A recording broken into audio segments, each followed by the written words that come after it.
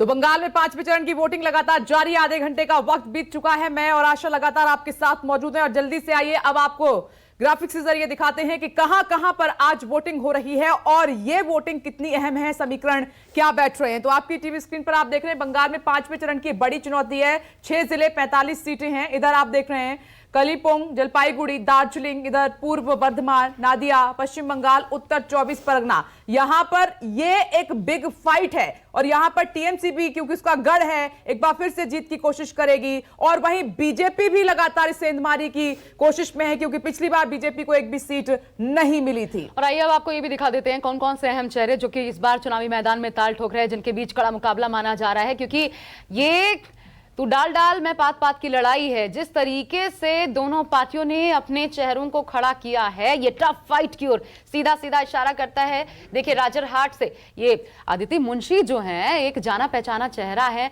बहुत अच्छा गाती हैं, भजन गाती हैं। उनका कितना यहाँ पर असर देखने को मिलेगा, बीजेपी ने उन पर दांव खेला है। बरानगर से बात करें, तापस रॉय हैं टीएमसी से, पर्णो मित्रा बीजेपी से। इसके अलावा ये अहम चेहरे जो हैं, ये एक एक सीट निकालने में बहुत महत्वपूर्ण साबित होने वाले हैं, इसकी उम्मीद की जा रही है। लेकिन आपको ये बता दें, इन 6 जिलों में जो 45 सीटों पर मतदान हो रहा है, 2016 और 2019 उलट स्थिति नजर आती है। इन सबके बीच वो समझाएं आपको, उससे पहले पांचवें चरण के लिए आधे घंटे का मतदान बीत चुका है। 6 जिलों की कुल मिलाकर के 45 सीटों पर यह वोटिंग इस वक्त चल रही है। नादिया में टीएमसी उम्मीदवार की गाड़ी पर हमला भी हुआ है, बम से हमला, और इस बम से हमले के बाद टीएमसी कार्यकर्ताओं का हंगामा देखने को मिला है। पांचवें चरण में भी शुरुआती महज आधे घंटे के भीतर यह खबर सामने आ गई, हिंसा की खबर, जहां पर पुलिस पहुंची हुई है।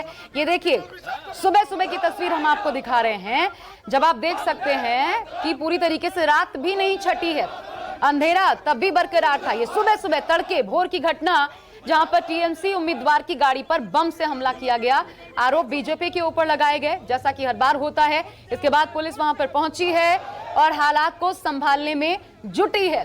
चौथे चरण में जो कुछ हुआ, उसके बाद पांचवें चरण में हर एक सीट को, हर विधानसभा सीट को संवेदनशील घोषित किया गया है। तो पहला चरण देखिए 30 सीटों पर मतदान, दूसरा चरण इसमें भी 30 सीटों पर मतदान, तीसरे चरण में 31 सीटों पर मतदान हुआ, चौथे चरण में 44, और सबसे ज्यादा जिन सीटों पर 8 फेजेस में कुल मिलाकर के देखें तो आज ही वो दिन है जब 45 सीटों पर, सबसे ज्यादा सीटों पर एक साथ मतदान। लगातार हम आपको बता भी रहे हैं कि ये चरण बहुत महत्वपूर्ण है बाकी चरणों की तरह। और राजीव रंजन, एक बार फिर से आपके पास आते हुए, देखिए सबसे ज्यादा सीटें हैं इस चरण में, आधे घंटे का वक्त बीत चुका है, वोटिंग लगातार जारी है। कितना इंपॉर्टेंट है ये भी फेज सभी के लिए?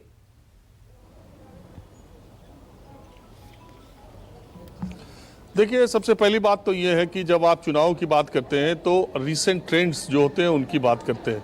अगर आप इस चरण के चुनाव को टीएमसी का गढ़ कहें तो वो 2016 की बात थी। अगर आप 2019 के लोकसभा चुनाव को देखें तो कुल मत इन 45 सीटों में कुल जो मत मिले थे वो बीजेपी को ज़्यादा मिले थे टीएमसी से। तो इस तरीके से 2019 के लोकसभा चुनाव में बीजेपी ने गणित बदल दी थी। अगर इन 45 सीटों के हिसाब से देखें तो 2019 के लोकसभा चुनाव में 23 विधानसभा सीटों पर टीएमसी की लीड थी और 22 विधानसभा सीटों पर बीजेपी की लीड थी। तो अब बीजेपी ने इस इलाके में जहां जहां वोट हो रहे हैं उस इलाके में 2019 में तगड़ी टक्कर टीएमसी को दी थी। 2016 की बात कुछ और थी, तब इन 45 में से 32 सीटें टीएमसी को दी थी। तकरीबन 1 करोड़ वोटर, यानी 8वां हिस्सा मोटे तौर पर आप देखें तो पश्चिम बंगाल के 8वां हिस्सा आज वोट कर रहा है। 45 सीटों पर मतदान हो रहा है। अभी आधे घंटे में ऐसा लग रहा है कि मतदान की जो तेजी है, मतदान का जो प्रतिशत है, पहले 4 चरणों में जैसा था वैसा ही है। एक आशंका थी कि कोरोना की बढ़ती स्पीड जो पिछले 1 हफ्ते में बढ़ी है, पिछला चुनाव 10 तारीख को हुआ था, तो शायद लोग डर के कम निकले, ऐसी आशंका थी कि कोरोना का की जो भयावहता है। पश्चिम बंगाल में भी रफ्तार वही है। ये बात अलग है कि हम पश्चिम बंगाल में चुनाव की ज़्यादा, कोरोना की कम बात करते हैं। हमारे साथ कुछ वोटर्स हैं जो आधे घंटे के भीतर ही वोट देकर पोलिंग स्टेशन से बाहर आ गए। ठीक ठाक से वोट हो गया? खूब शान से वोट हुआ, खूब शान से वोट हुआ है, अच्छा हुआ है। कोरोना को लेकर कुछ डर था? नहीं नहीं नहीं, ठीक सब समय के लगा पे थोड़ा अच्छा, तो हाथे सैनिटाइजर लगाया, तो मास्क पहना, ग्लव्स लगाया, कोई डर नहीं है। अभी तो नहीं है, वो घर में जाकर क्या हुआ तो बोलना ही पाएगा। लेकिन एक बात यह है कि जब आप लोग पश्चिम बंगाल में जो इस बार चुनाव हो रहा है, इसमें बहुत वायलेंस, हिंसा की भी बात इधर उधर से आती रहती है, तो वोट डालते वक्त आपके दिमाग में ये टेंशन तो नहीं रहता यहाँ भी कुछ झमेला हो जाए? नहीं, कुछ झमेला नहीं हुआ, लेकिन शान से हम लोग वोट दे के आए हैं। क्या सोच के आए? सोच के ही दिए है, जिसको देना था उसको दे दिया हम लोग। हम लोग का दिमाग में जो है ना वही होके हम लोग दे दिया वोट शान से। और दादा आप? बोलो কি বলবো কি বলছে কিভাবে ভোট টোট দিয়েছে। हिंदी बोलते हैं? না হিন্দি জানি না। तो इधर ही चलते हैं। हाँ, तो आप ये बताइए कि अभी जो यहाँ पश्चिम बंगाल में जो माहौल आप देख रही हैं, उसमें आपको क्या लग रहा है, लोग कैंडिडेट के हिसाब से वोट दे रहे हैं या मुद्दे के हिसाब से वोट दे रहे हैं? क्या सोच के दे रहे हैं? मुद्दे के बाद, मुद्दे के इशूज ज़्यादा इम्पोर्टेंट। इश्यूज ज़्यादा इम्पोर्टेंट। तो आशा, आप देखिए पीछे, मैं अब वो तस्वीरें तो नहीं, ये स्कूल है और पीछे आप नहीं देख पा रही हैं, लेकिन पूरी भीड़ यहाँ पर है। और ऐसा मुझे लग रहा है कि वैसे एक पश्चिम बंगाल में आपने पहले भी देखा है कि ये ट्रेंड है कि सुबह सुबह ज़्यादा मतदान होता है और 4 बजे के बाद मतदान प्रतिशत बढ़ता है। तो यहाँ जहाँ पर मैं हूँ, यहाँ पर शांतिपूर्ण तरीके से वोट पड़ रहे हैं। और एक ट्रेंड ये भी है कि जैसा मैं बार बार कहता हूँ कि इस बार पश्चिम बंगाल का चुनाव जो है वो महिलाओं के हाथ में ज़्यादा है। खास करके महिलाओं का वोट जो पार्टी पाएगी वो जीत के ज़्यादा करीब जाएगी, और इसीलिए दोनों पक्षों ने इस वोट बैंक पर अपनी पकड़ मजबूत बनाने के लिए सारे प्रयास भी किए हैं। ठीक है, आप राजीव बने रहिएगा। उत्तर 24 परगना में विधाननगर एक सीट, और वहां से हमारे सहयोगी चंद्रशेखर तिवारी इस वक्त हमारे साथ जुड़ चुके हैं। और चंद्रशेखर, सीधा आपके पास आते हुए जरा वहां की फाइट बताइए, कौन से अहम चेहरे जिनके बीच मुकाबला है और किस ओर झुकाव ज्यादा नजर आ रहा है?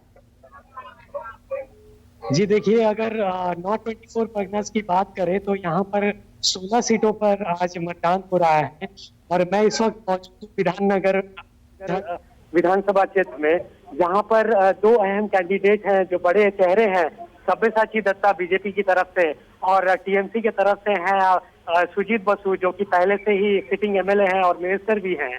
तो एक टक्कर यहाँ पर जरूर है, लेकिन इन सब के बीच में आपको सबसे अहम बात जो बताना चाहता हूँ कि ये जो पोलिंग बूथ है, यहाँ पर लगभग 15 से 20 मिनट से देरी से पोलिंग जो है वो स्टार्ट हुई है, जिसके कारण यहाँ पर आप, अगर मैं आपको पीछे दिखाना चाहूँ, यहाँ पर बिल्कुल एक क्योस जैसा एक माहौल सा बन गया है। साथ ही यहाँ पर रहकर जो सिक्योरिटी फोर्सेस हैं उनके साथ छोटी मोटी तर्कातर्की भी यहाँ पर हुई है। मेरे साथ कुछ लोग मौजूद हैं, मैं उनसे बात करूंगा। दादा, क्या हुआ है, क्या वोटिंग क्यों लेट से स्टार्ट हुआ? लेडीज सब ऑफिसर हिंदी बोल सकते हैं? यहाँ सब लेडीज का ऑफिसर है, आया लोग का काम को स्लो हो रहा है, लोग आइडिया उतना नहीं। जैसे रूम है छोटा, कैंडिडेट का इजाना ज्यादा, जैसे 201 200 कितने बजे आए थे आप यहाँ पे? हम 5:30 बजे आए। तब से यहाँ पे अभी तक वोटिंग नहीं हो पाई? हम तो एक में आए। अच्छा, घर में आप बता दीजिए चंद्रशेखर, उनकी आवाज क्लियर पता नहीं लग पा रही है, क्या हुआ है? हाँ जी बिल्कुल, देखिए यहाँ पर वो कह रहे हैं कि यहाँ पर जो रूम्स है, जो पोलिंग रूम्स है, वो बहुत छोटे होने के कारण यहाँ पर जो वोटिंग है वो सही टाइम पर शुरू नहीं हो पाई है। लगभग 15 से 20 मिनट की देरी से यहाँ पर शुरू हुई, जिसके कारण यहाँ पे लंबी लंबी लाइनें जो है वो लग गई थी। साथ ही यहाँ पर लोग काफी जमा हो जाने के कारण रहकर छोटे मोटे जो झड़प है वो भी सीआईएसएफ जो सिक्योरिटी फोर्सेस है उनके साथ हुई है। मैं आपको कुछ महिला यहाँ पर वोटर हैं जो काफी देर से यहाँ पर खड़ी है, मैं उनसे अगर बात करूंगा कि मैम मुझे बताइए कितने देर हुआ आप यहाँ पर आए हो?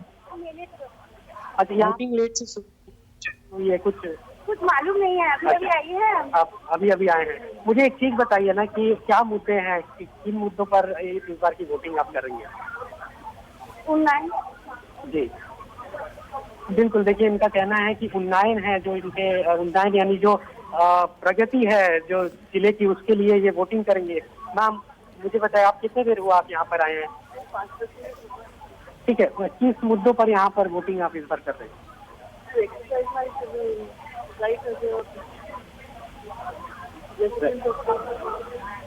जी ठीक है, देखिए, यहाँ पर ओके मेरे साथ एक चंद्रशेखर आपके पास जल्दी से लौटते हैं, बड़ी लंबी लाइन है, लेकिन इधर मनोज पांडे जहां पर खड़े हैं वहां पर भी मतदाताओं की बहुत लंबी कतार है। और जल्दी से मनोज तस्वीर भी दिखाइए, बातचीत भी कीजिए, ये चरण काफी महत्वपूर्ण सभी के लिए।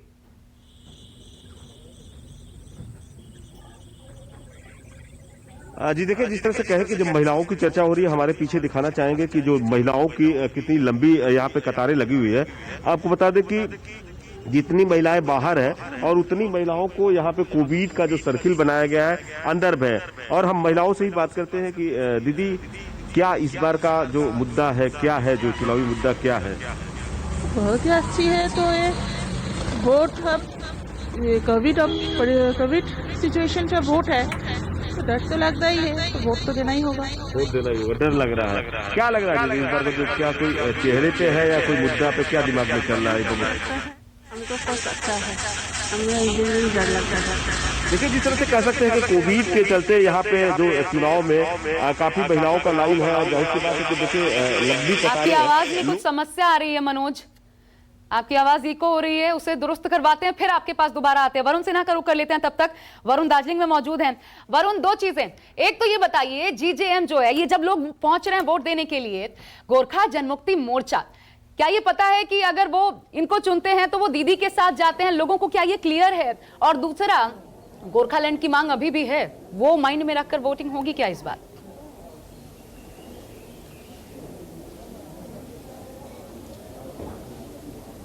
देखिए, मुझे लगता है कि गोरखा जनमुक्ति मोर्चा को लेकर लोग क्लियर हैं कि अब ये मोर्चा सीधे तौर पे दीदी के साथ है।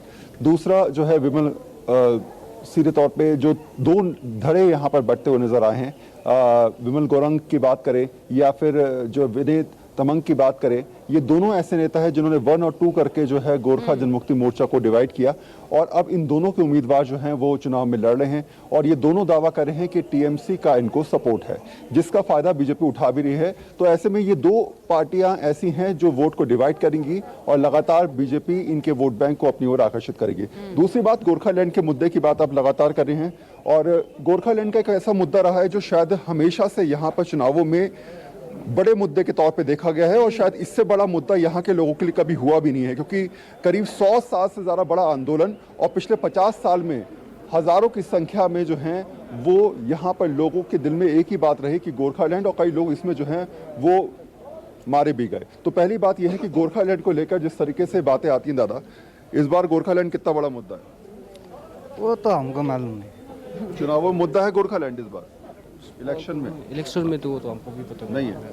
आपको लगता है कि गोरखालैंड के नाम पर 2016 में भी चुनाव हुए, 2019 की बात भी की गई, गोरखालैंड को लेकर तमाम आपके जो नेता हैं वो उठाते भी रहे मुद्दा, ऐसे में इस बार क्या चुनावों में दिमाग में डाला गया कि आप हमें वोट दीजिए, हम गोरखालैंड के लिए लड़ाई आगे लड़ेंगे?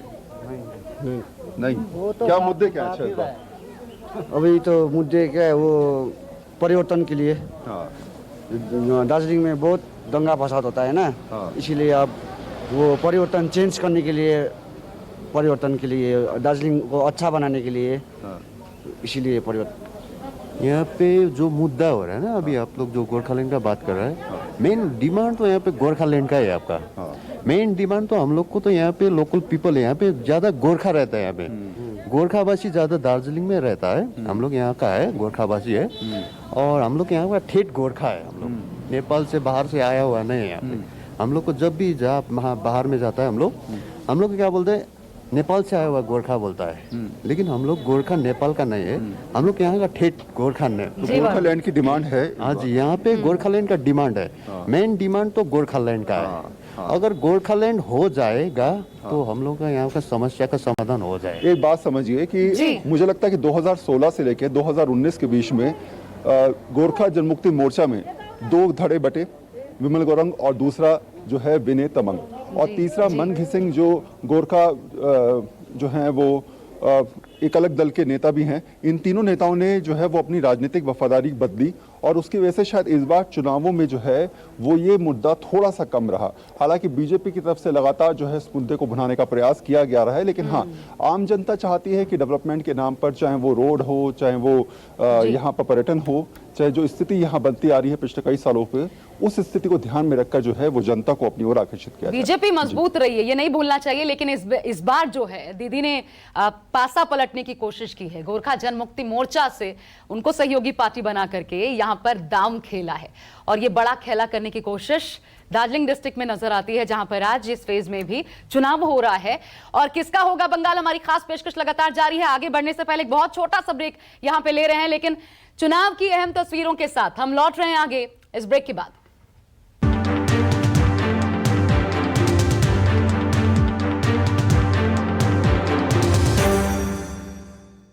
नमस्कार, मैं हूं मानक गुप्ता। अगर आपको हमारा ये वीडियो पसंद आया हो तो इसे लाइक और शेयर जरूर करें और हां, हमें सब्सक्राइब और फॉलो करना ना भूलें ताकि आप देश और दुनिया की कोई खबर मिस ना करें। चाहे कोई ब्रेकिंग न्यूज हो या कोरोना वायरस से जुड़ी कोई भी अपडेट, पॉलिटिक्स हो या आपकी जेब से जुड़ी कोई खबर, इलेक्शन की कोई न्यूज हो, कोई कंट्रोवर्सी हो या फिर कोई वायरल वीडियो, सब कुछ मिलेगा न्यूज़ 24 पर। तो जुड़े रहिए हमारे साथ और देखते रहिए न्यूज़ 24।